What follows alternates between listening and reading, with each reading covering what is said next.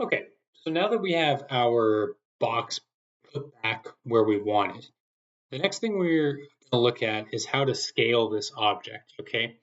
So we know that if we use our gumball, we can scale it back and forth this way, that way, and that's okay, but we haven't really been able to set a particular measurement to that.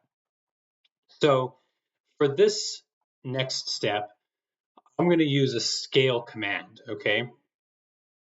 And we're going to simply type in scale. And you're going to note that this is going to scale it in 3 dimensions, okay? So let's say I do this, and it's going to ask me some things here. It says base point, okay? And I almost never hit enter for automatic because I have actually no idea where automatic places the base point. I want to actually say I'm going to make this bigger based around this point here. So I'm going to click on that point. And then it says scale factor for first reference point, and I'm going to click on this far corner. Now, if I just drag my mouse in and out, you'll see that it's scaling the thing proportionally. But maybe I know that this one dimension wants to be, let's go 4 inches, okay? And I'm just going to hit enter. Boom. All right. Now let's just ZS and get us back to there. So now we know this is 4 inches long, okay?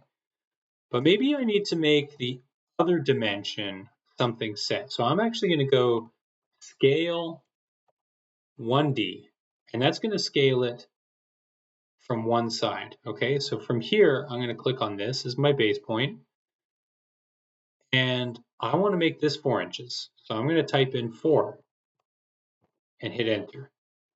Okay, so that's scale 1D. Now, if we wanted to make that 4 inches tall, we would do the same thing. We would just change which direction we're scaling. So we're going to click this for our base point. I'm going to click on this corner, and I'm going to call this one 4 inches as well. And now you can see that my cube is 4 inches squared. Okay.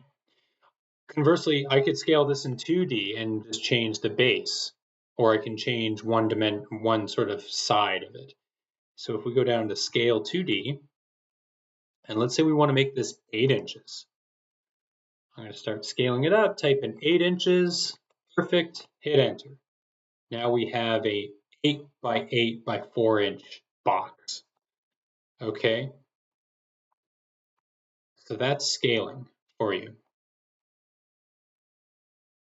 The next thing that we could do is if we ever need to sort of verify the size of an object, we could use the distance command.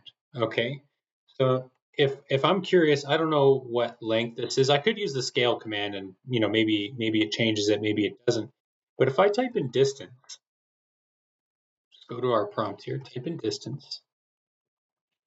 Okay, and if I click on here and I click over on this corner, you'll see that it will give me the distance in inches, 8 inches. Okay, so we can always verify that something adjusted properly, 4 inches.